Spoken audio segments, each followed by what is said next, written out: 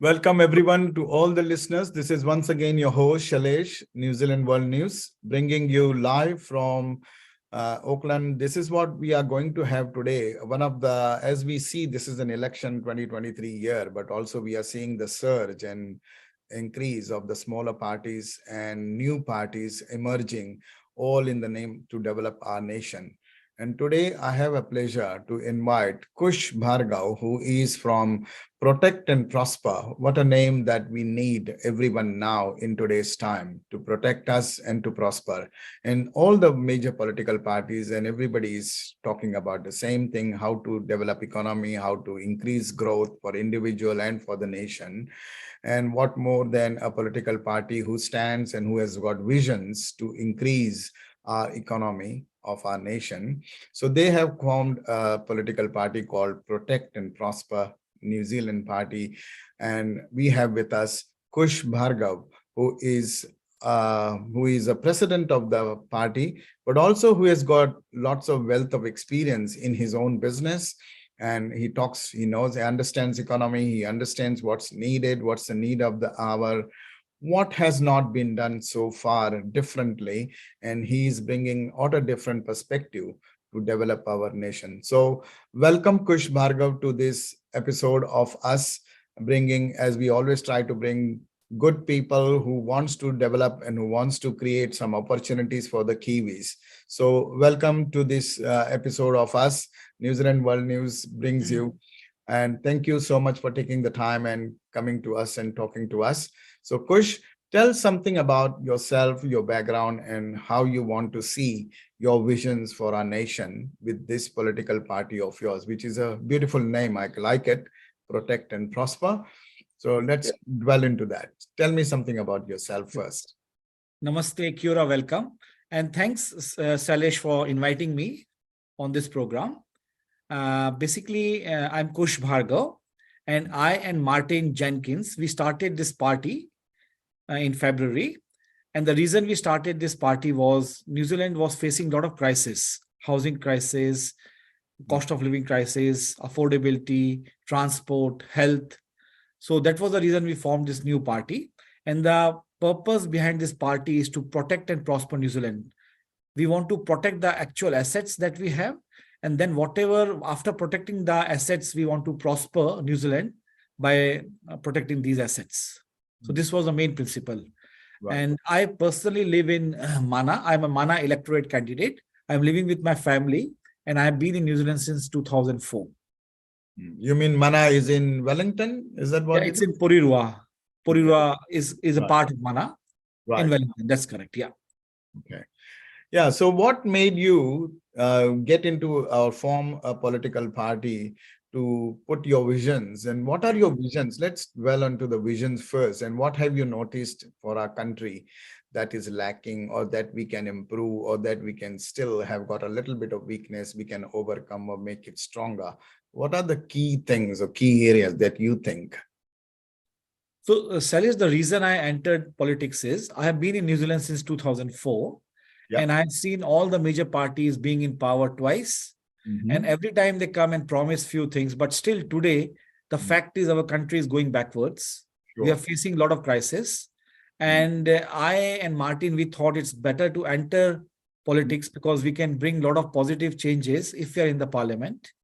So the reason we entered politics was to make these changes. And our vision is basically to increase the productivity of New Zealand, increase the economy, because we are lacking in economy. Our economy is going down. New Zealand is 50% effective as compared to the international OECD standards and OECD countries. So our productivity has to go up. This whole country is basically technically going down. So the whole country has to come up, and basically you have to move the country.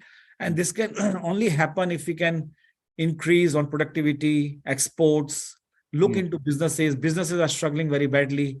So if the businesses can't perform, the economy won't go. There's an issue of affordability. So people are struggling with houses, cost of living. So technically the whole spectrum of all these things have to be looked into so the country can come back to normal and we can grow further. We agree with that concept because today we are living in a cost of living crisis. But I wanted to dwell a little bit behind that. Economy is the first foremost. Everybody talks productivity, they talk. But what about some of the social? New Zealand predominantly is a social welfare country. And when you look at that angle, which is basically your basic needs like health, education, housing, a roof over your head, everything is important. Everything has to be protected and everything needs to be looked after. If they don't look after, then the economy is a next step. But I know we understand from you that economy productivity is equally important to thrive this whole social economic policies. But tell us something about like what's your view on the health, on the housing that we are coming back, and when we come back to housing we will dwell more into the economy, how you're going to develop, or what's your vision for that to create a good economy and good productivity. But what about health after COVID? Everybody wants economy fast, but what is your view currently that we are in? We After the COVID, health issues are there, doctors, nurses, and all sorts of things are there in terms of health. What's your view? How are you going to handle that first, and how are you going to hand in hand handle that as well as the economy at the same time?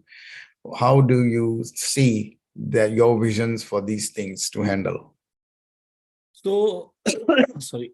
So basically, Shailesh, the main thing is if we want to grow the economy, the business is the lifeline of the economy, right?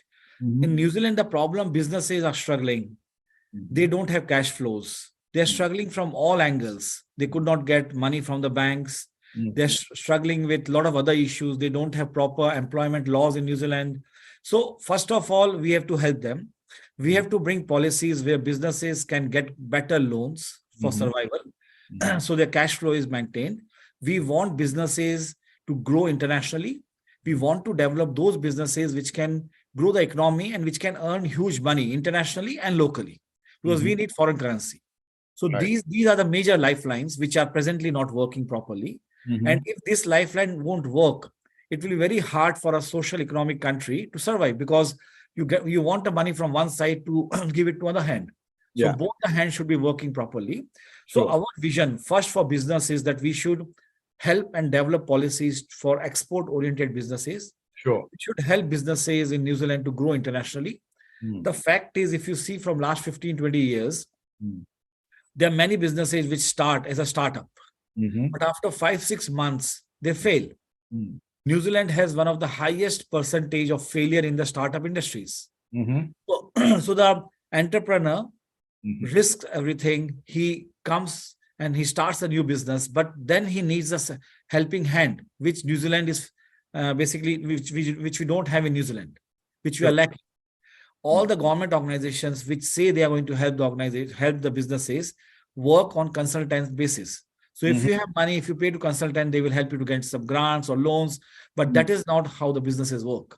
The Sure. business people can't reach there, they can't get the money, and they can't grow. Then that's the fact if you see from the last Yeah. 20 years.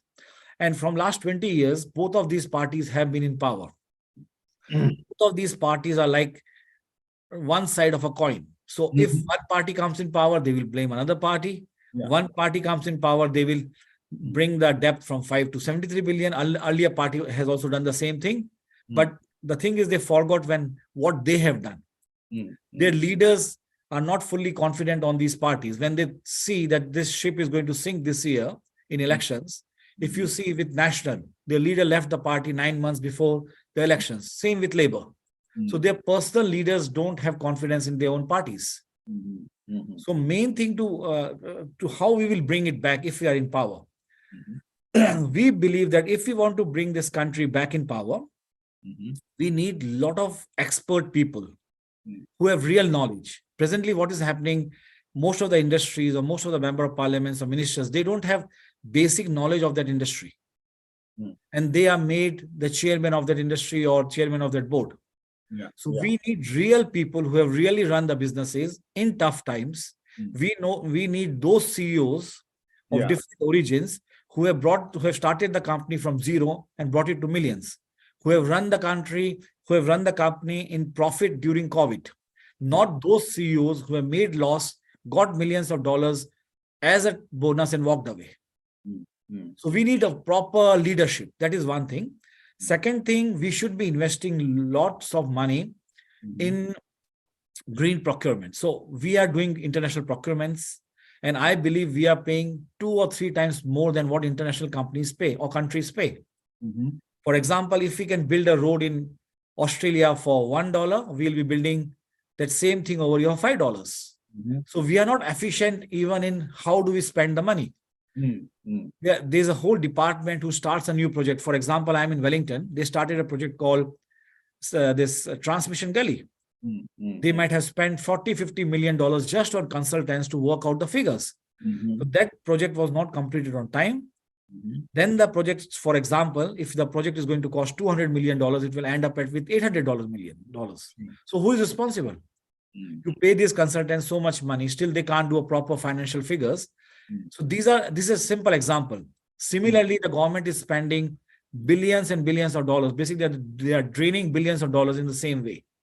So that has to be rectified. It's like a tap. If you leave the tap open and you keep on filling the water, it will never fill. So we have to close that tap.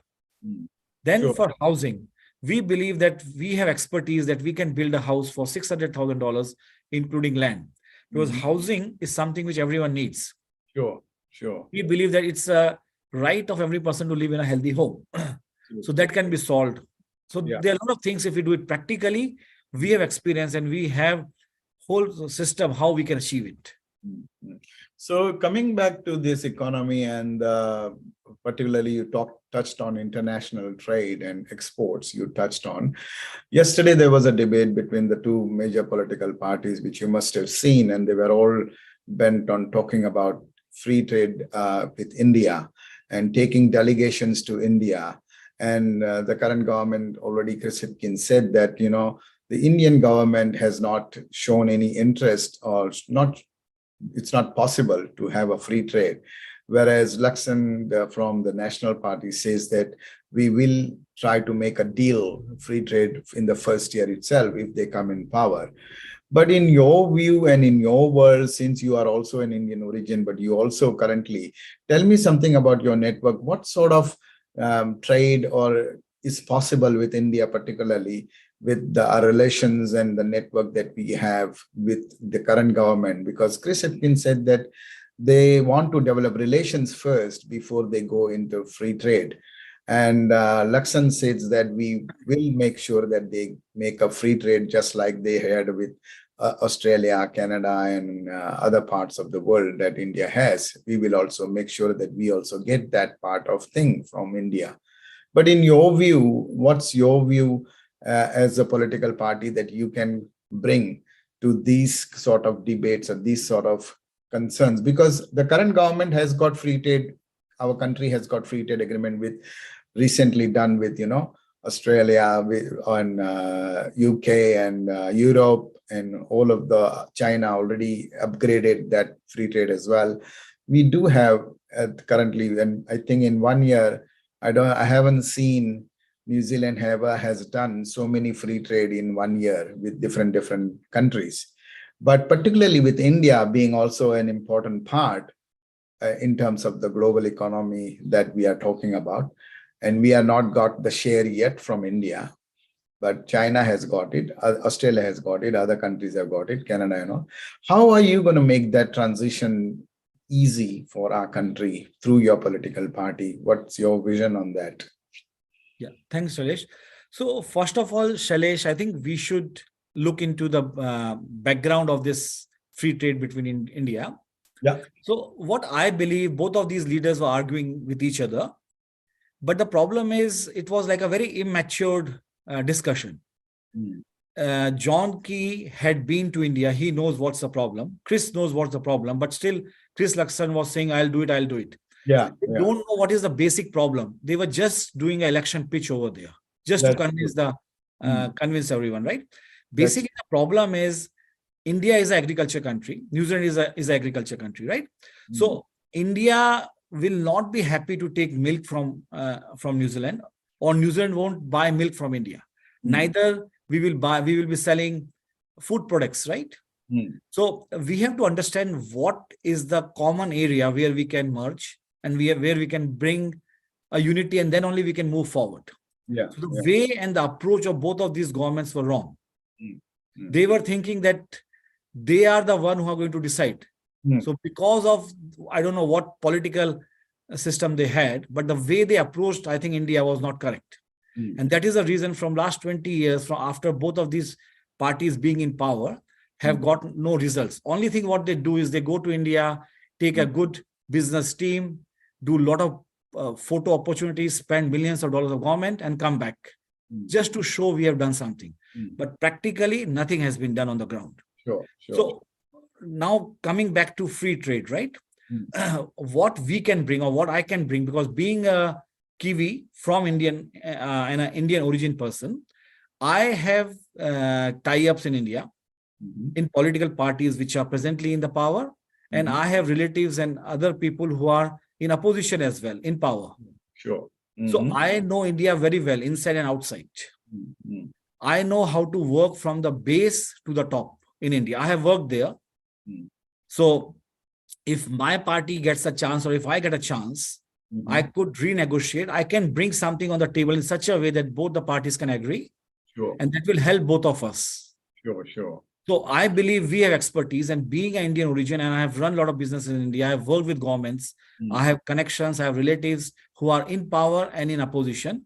Sure. So I can, with my personal contact, I can make some changes. Whereas these parties will just keep on saying, keep on promising. They will take a delegation with someone from here who will say, I'll do this, I'll do that. And they'll spend millions of dollars and come back. Sure. I think that's the key thing, isn't it, Kush? That bureaucracy needs to be understood in India, and how it works and how it's operated. I think that's the key thing which most of the political parties in the past and current have not probably understood correctly. And I think you can make that transition quite easy and simple in terms of getting some sort of deals or some sort of agreements or some sort of MOUs, right, with the Indian government. So I would just also like to add, Shailesh, like with our party, Protect and Prosper New Zealand, we are trying to also set up business wings. Sure. And already successfully we have got started in India, we have started in Japan, UK, and few other countries. So we are now trying to reach there, and we have already contacted a lot of people. So we have a lot of influential people in contact in those countries who can bring positive results. Sure. Okay. That's something good that we can definitely rely on, your political party. But tell me something about coming to the international. As you can see, we can see that you have got lots of international products or international projects that could help. What are the key one thing or two things that if you want to do immediately with India or with any other international country that New Zealand can benefit, that New Zealand can grow their economy, as you were talking about the productivity and the growth of the economy? What are the things that New Zealand need at this moment from overseas in terms of involvement? So, Shailesh, what I believe personally, say if our party comes in power or if we get a chance, I would first concentrate on growing the economy, and it's not an election pitch. We have practical solutions. For example, presently we are exporting a lot of things internationally, and we export probably 11 or 15 billion dollars worth of material, including meat and all other products. There's a big market for plant-based food, which is approximately $33 billion market. So we can immediately tap into that market. New Zealand has a very good, what you call, green image internationally. Sure. Yeah. So we can tap into that market. It's a $33 billion market. If we can tap into these couple of 2 or 3 businesses, there's a huge market for software. There's a huge market for health. So if we can have holistic medicine centers in New Zealand, it's a multi-billion-dollar industry. So the problem is these parties from last 20, 30 years just think inside. They don't think outside the square. The world is changing. We were using a mobile 15 years back, and now we are using a different mobile nowadays. So similarly, the business model, everything has to be changed. Absolutely. Plus, you need a person for international market who has international experience, who has visited most of the countries. Those people, I'm not saying that we are the only one. There might be a lot of people over there. There might be a lot of people, a lot of MPs over there. But you need a person who has really visited these countries. He knows what's the problem, how to solve that issue. And then we can tap into this export international market, which is billions of dollars. Yeah. So that's a good steps that you guys have taken. Is one thing is opening a business, being, having a vision to take the business delegations to India or to other international countries. But you also already have established some good relation with international countries like Japan and India and other areas. So that's a good startup, I think so. But in terms of what's your final, let's give me something about your final, for all the listeners who are listening, why your Protect and Prosper political party will make a difference, if one reason for them to join and to become a part of your organization, so that we all at the moment are getting benefited. It's not individually, but all the country is going to benefit. And you have the very strong vision in terms of growing the economy through the business channel, which is definitely required at this moment in the crisis and in this low economy, high inflation kind of situation. Give us one message to all the listeners who are listening, why they should join your political party, so that they can be involved and they can help grow everyone. Yeah. So, Shailesh, I'll just explain you what I'm doing in New Zealand. I own a company called Eco Green Homes. We are building eco-friendly houses. These houses reduce the carbon footprint. And by just building these houses, we can achieve 8 sustainable goals out of 17 of United Nations. So that is one thing.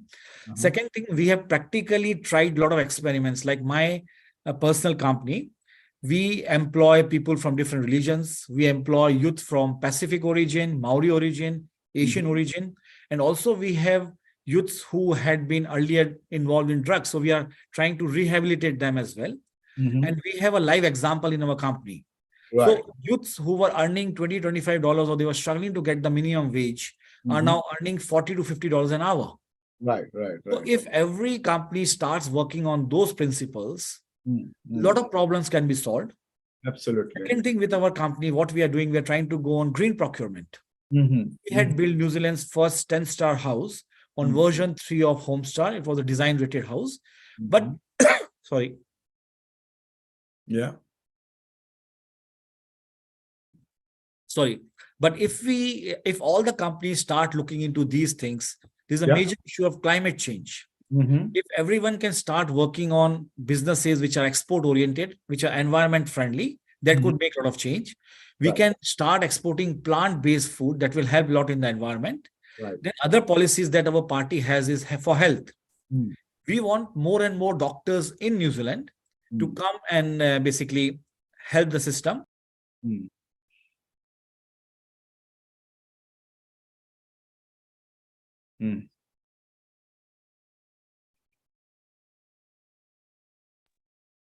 Second thing, we already have a lot of doctors in Auckland, which are Indian origin, which are driving buses and taxis.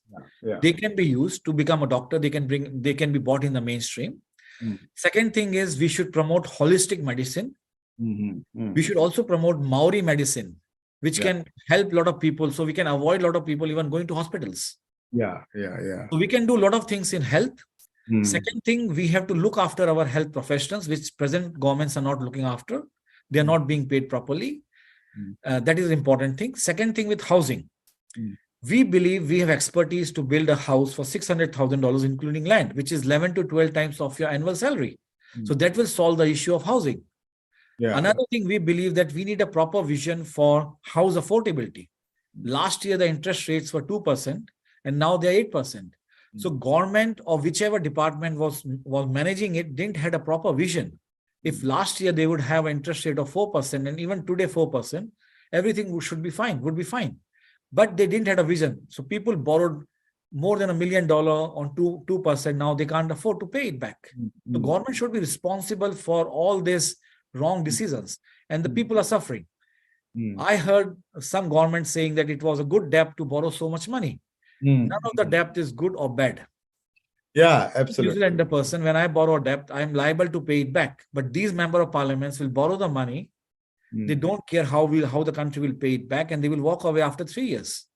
So True. other policy we have is accountability. We want all the government organizations and their employees to be accountable.